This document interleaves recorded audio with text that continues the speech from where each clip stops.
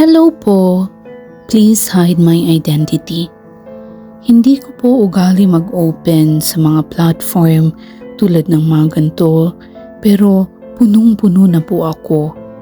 Nakapag-ipon po kaming mag-asawa ng 100K para sa panganganak ko. Kaso namatay po ang baby namin. Yung pera na yun ay talagang nakaalat para kay baby. A week after mailibing si baby, inutang po ng in-laws ko yung ipon namin. Kesyo may biglang nagkakasakit o pupuntahan o kaya bibili ng ibang damit. Don't get me wrong, mabait po sila sa akin. Pero pag usapang pera, mauubos ka sa kanila. Masama lang po ang loob ko kasi parang di nila nire-respeto yung pagkawala ng baby namin.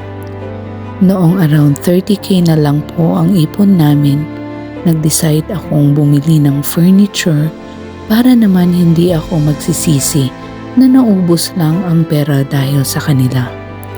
Pero yes, yung 70K sa kanila lahat napunta. Ngayon po, bumalik na ako sa work at nagsisimulang bumangon at mag-ipon ulit. This time, hindi ko na po muna sinasabi sa asawa ko na may ipon ako since pag nalaman niya, posible ulit malaman ng mga in-laws namin at posible ulit mautang at hiramin nila. Recently lang, nagtanong sila na kung may 15K kami.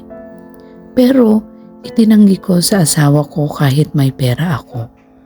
Alam ko pong the Lord loves a cheerful giver. Pero ano pong sense if give ka ng give pero naaabuso na. Nakakalungkot lang kasi imbis na may maipundar kami, gusto nila sila ang makikinabang. Kaya natuto na rin akong magsikreto ng pera sa asawa ko. Hindi niya alam na ikinuha ko siya ng insurance. Gusto ko lang talaga i-open to para gumaan ang pakiramdam ko.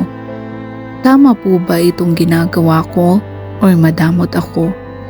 Hindi po sila sanay ng tinatanggihan, kaya lately hindi nila ako masyadong pinapansin. For sure, iniisip nilang madamot ako.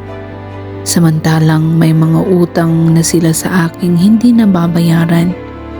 Mother-in-law ko may pending na 6K. Brother-in-law ko 15K. Yung sister-in-law ko naka 10K sa akin.